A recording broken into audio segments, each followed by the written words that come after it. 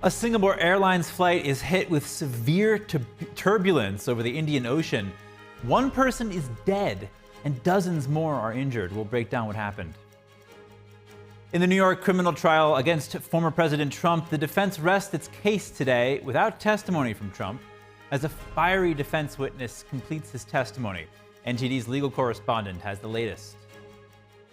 The founder of a $100 million illegal online drug market is arrested. We'll show you how U.S. federal task forces combined resources to catch the Taiwanese national. A beer company is calling out the federal government for what it sees as unfair treatment of veterans. See the segment of the border wall they built to draw attention to the issue. Israel seizes broadcast equipment from the Associated Press, accusing it of violating a new media law. Israel says the news outlet was providing images of its soldiers in Gaza to the Arab-funded Al Jazeera network. Car theft surges in the United States. A law enforcement expert with more than 3 decades of experience discusses what's driving the increase.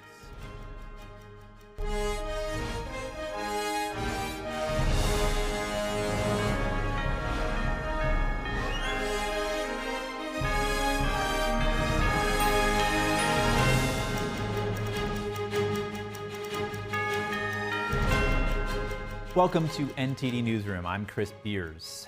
Frightening moments in the skies above the Indian Ocean when a Singaporean Airlines flight hit severe turbulence.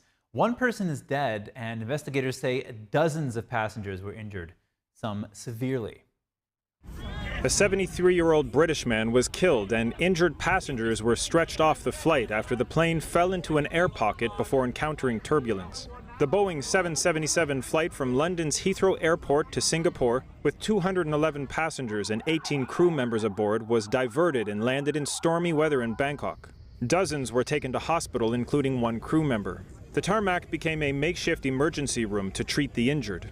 A senior airport official said the British man likely died due to a heart attack, while 7 people were critically injured with head injuries. A passenger on board said the plane tilted upwards and began shaking. Then he said a dramatic drop saw people launched into baggage cabins overhead, their bodies denting and breaking the panels. A spokesperson for Flight Radar 24 said data analysis from the plane's journey shows the plane tilting upwards and returned to its cruising altitude over the space of a minute. The airline said it is working with Thai authorities to provide all necessary assistance. Boeing said it was also ready to provide support. Former President Trump's defense team rested its case today without calling him to testify in the New York criminal trial. Trump didn't take the stand in his own defense, but a key witness for the defense wrapped up his testimony. Our legal correspondent, Arlene Richards, has the more details.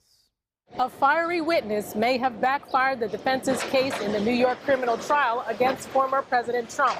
After the key witness, Robert Costello, completed his testimony Tuesday, the defense rested its case. Trump said he can't rest. I won't be resting. I don't rest. I'd like to rest sometimes, but I don't get to rest. But we have a phenomenal case. We've won the case by any standard. Any other judge, he would have thrown this case out. Judge Juan Merchan on Monday threatened to strike Costello's testimony after the witness complained out loud. Costello testified on Monday that he represented Michael Cohen after the FBI began investigating Cohen for paying $130,000 to... On the campaign trail in New Hampshire today, President Biden is touting a new law that helps veterans. The legislation immediately provides vets exposed to burn pits or other toxins during their service with major disability benefits. Biden says this law... My son Bo was one of those veterans. So this is personal to me and my family and to his family and his children. And so many viewers. So I took office, I determined that come hell or high water, we're going to protect the heroes and protect our nation. During the speech, Biden highlighted that they've awarded their 1 millionth claim. Burn pits are used by the military during war to eliminate chemicals, tires, plastics, medical equipment, and human waste on remote military bases. Before the law, the Department of Veterans Affairs denied 70% of disability claims that involved burn pit exposure. Now it's required to automatically approve claims for certain respiratory illnesses and cancers, even without vets having to prove it. Secretary of State Antony Blinken is testifying before Congress on the foreign affairs budget, but his opening statement was disrupted by anti-Israel protesters. NTD's Washington correspondent Jack Bradley is on Capitol Hill. Jack, what's coming out of today's hearing? Hey, good afternoon, Chris. Yes, well, the Senate Foreign Relations Committee, they did hear the budget proposal by Secretary of State Antony Blinken. Now, this is a $64 billion budget, and mainly the hearing focused not on the budget, though, but on foreign policy in regards to the threat of the Chinese Communist Party, as well as the wars in Gaza and Ukraine. Now, during his opening statements, Blinken was actually interrupted several times by protesters, and also spoke to some senators at the hearing. Here's some highlights from that. I think we should have a larger investment in diplomacy, including foreign assistance. So, no, I think we should have a larger budget. We need to be more robust in certain areas in the humanitarian side. The budget's biggest focus is on climate change. That focus doesn't help Ukraine or Israel or help our allies compete against China. The need for U.S. global leadership and for cooperation with allies and partners has never been greater. The People's Republic of China is pursuing Russia was 6 years old when Israelis killed her. Russia was 6 years old. Blinken, you will... As I was saying, the People's Republic of China. War criminal. He is a war criminal. The what? The People's Republic of China is pursuing military, economic, and geopolitical preeminence, challenging our vision for a free, open, secure, and prosperous international order. The President's FY25 budget. Funding a genocide in Gaza. There have been 7 mass graves outside of hospitals. This is sick. This is deranged. Now, Blinken here reiterated the U.S. support for Israel while also focusing on providing humanitarian aid to Gaza. Now, breaking down this $64 billion budget here, $58 billion is requested to go to the State Department directly and U.S. aid for fiscal year 2025. On top of that, $2 billion to fund infrastructure around the world, $1 billion to the World Bank, and $1.7 billion to fund international organizations like the United Nations. Now, Secretary of State Antony Blinken will be back here on Wednesday, tomorrow, to testify further in front of the House Foreign Relations Committee and the Subcommittee on Appropriations. Chris, back to you. All right, Jack Bradley in Washington, D.C., thank you. The founder and operator of a $100 million online drug market was arrested Monday. It's the result of continued collaboration between federal agencies and local law enforcement. NTD's Fiona G has more on the story. Yes, Chris, this is a significant case in the U.S. government's fight against drug trafficking, especially considering just the amount of money that was involved. Now, 23-year-old Taiwanese man Ray Xiang Lin operated under the online alias of Pharaoh. He owned and operated Incognito Market, which was one of the largest dark web narcotics marketplaces where users could both buy and sell illegal narcotics anonymously in the U.S. and around the world. Lin formed Incognito Market in October 2020, and it closed in March 2024. But in less than 4 years, the dark web market sold over $100 million of narcotics, including hundreds of kilograms of heroin and methamphetamines. It also sold falsely advertised prescription drugs that were actually fentanyl pills. The site had its own branding, customer service, and even a cryptocurrency bank. This promised anonymity to both sellers and buyers. Taiwanese officials today confirmed that Lin had been serving in Taiwan's technical mission to St. Lucia due to his information technology expertise, and that he had behaved normally during service. Lin was arrested at John F. Kennedy Airport in an organized crime drug enforcement task force's operation, which included the U.S. Federal Bureau of Investigation, the Drug Enforcement Administration, and the New York Police Department. Lin now faces a minimum sentence of life in prison if found guilty of engaging in a continuing criminal enterprise. Back to you, Chris. In California, millions of people may lose their federally funded health care coverage because of paperwork. The Protecting Medi-Cal Coverage for Californians Act would allow Medicare recipients to continue to receive coverage while the feds determine who is still eligible. The bill is stalled in a state assembly committee for now. And the federal government began de-enrolling Medicaid coverage for millions of people since the end of the pandemic. Those receiving federally funded health insurance would lose out on coverage for a year unless their paperwork is turned in and processed. The act would prevent coverage from being denied for a full year after the federal unwinding period went into effect. It would also make renewal flexibilities permanent. New polls on illegal immigration are out this week. Most voters say they support deporting illegal immigrants. This as the border issue is shaping up to become a key issue during this year's presidential elections. Here are the numbers. A Reuters Ipsos poll released on Monday found that 56% of all voters say they support deporting most or all illegal immigrants in the U.S. The number goes up to 61% for independent voters. Former President Trump has repeatedly said he'd deport large numbers of illegal immigrants if he wins this year's election. And they do come from prisons and mental institutions, and they are terrorists. And we're going to be paying a price, and it'll be the largest deportation in the history of our country. And we have no choice. Meanwhile, Newsweek released a separate poll this week regarding crime in New York City.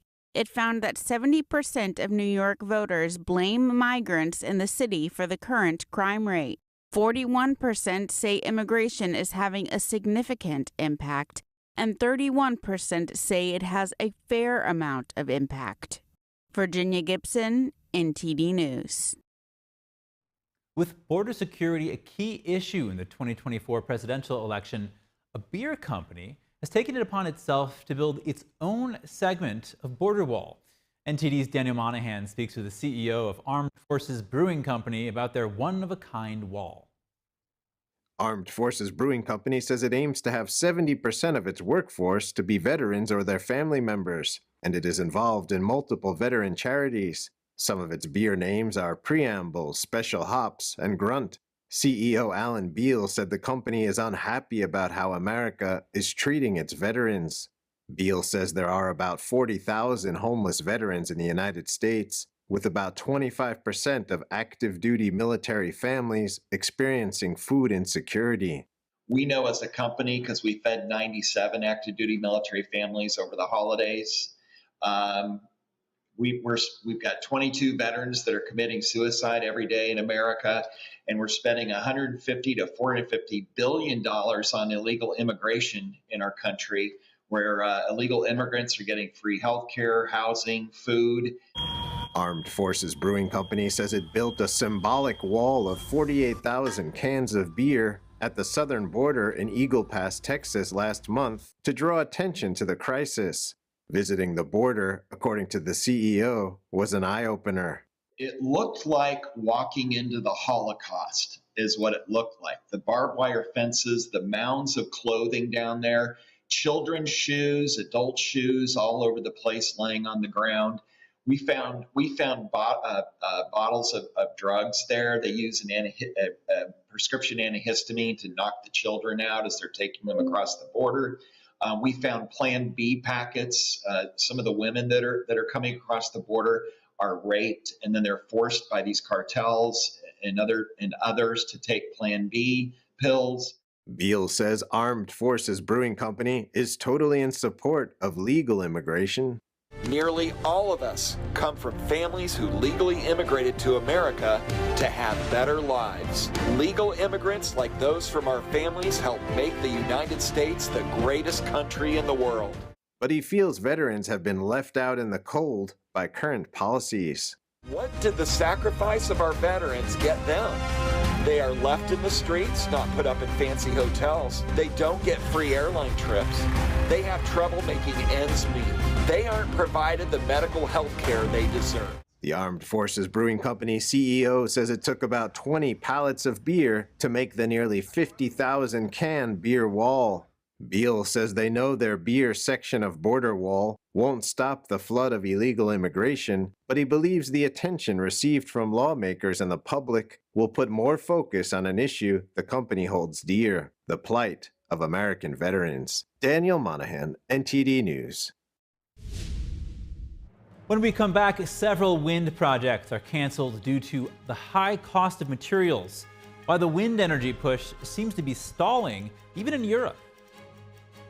And auto theft is on the rise in the U.S. Find out what models car thieves are stealing and what they're using the vehicles for. That and more after the break.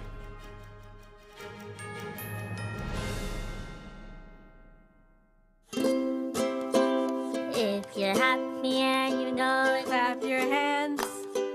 If you're happy and you know it, ride your bike. If you're happy and you know it, then your face will surely show it. If you're happy and you know it, smile big and bright. Thousands of kids just like me are happy every day. And it's all because of generous people like you who support Shriners Hospitals for Children every month. All you have to do is call the number on your screen or go online to loveshriners.org right now with your monthly gift. Because of people like you, Shriners Hospitals for Children is able to make an everyday miracle happen for kids like me. If you're happy and you know it, dance around. If you're happy and you know it, play a song. If you're happy and you know it, then your face will surely show it. If you're happy and you know it, take a shot. And when you call or go online right now to donate $19 a month or more, we'll send you this adorable Love to the Rescue blanket as a thank you and a reminder of all the smiles you're bringing to kids' faces every day. Will today be the day you send your love to the rescue? When you call the number on your screen right now and give as little as $19 a month, just 63 cents a day, you'll be making a life-changing difference for a child, just like Sarah. Your monthly gift today could change your life forever. Because of you. We are happy and we know it. Thank you. Thank you. Thank you. Thank you. Please call or go online right now to give. If operators are busy, please wait patiently or go to loveshriners.org right away.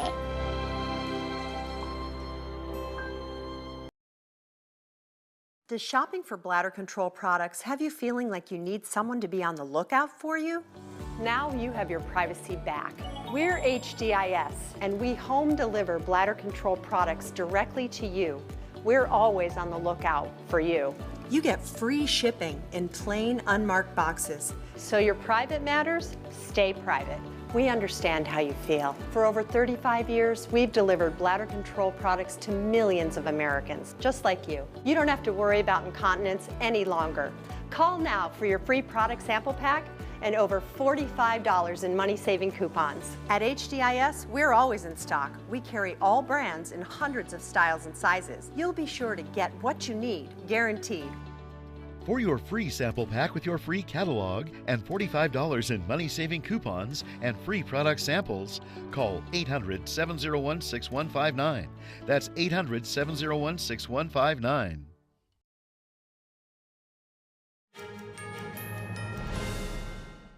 Welcome back. Israeli officials today seized a camera and broadcasting equipment belonging to the Associated Press in southern Israel.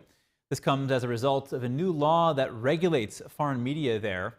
Israel is accusing the news organization of violating the law by providing images to Al Jazeera, a media network which Prime Minister Netanyahu previously labeled the Hamas mouthpiece.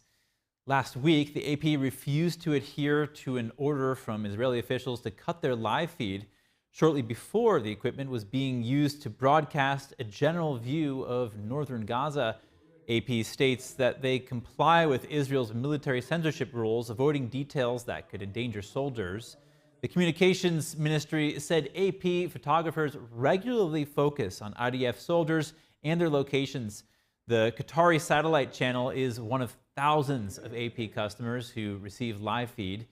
Earlier this month, the Israeli government used the law to shutter the offices and broadcast facilities of Al Jazeera. Wind turbine energy has been facing delays and soaring prices of materials in both the U.S. and Europe.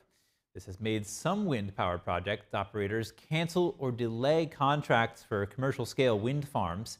NTD's France correspondent David Vivez has the story.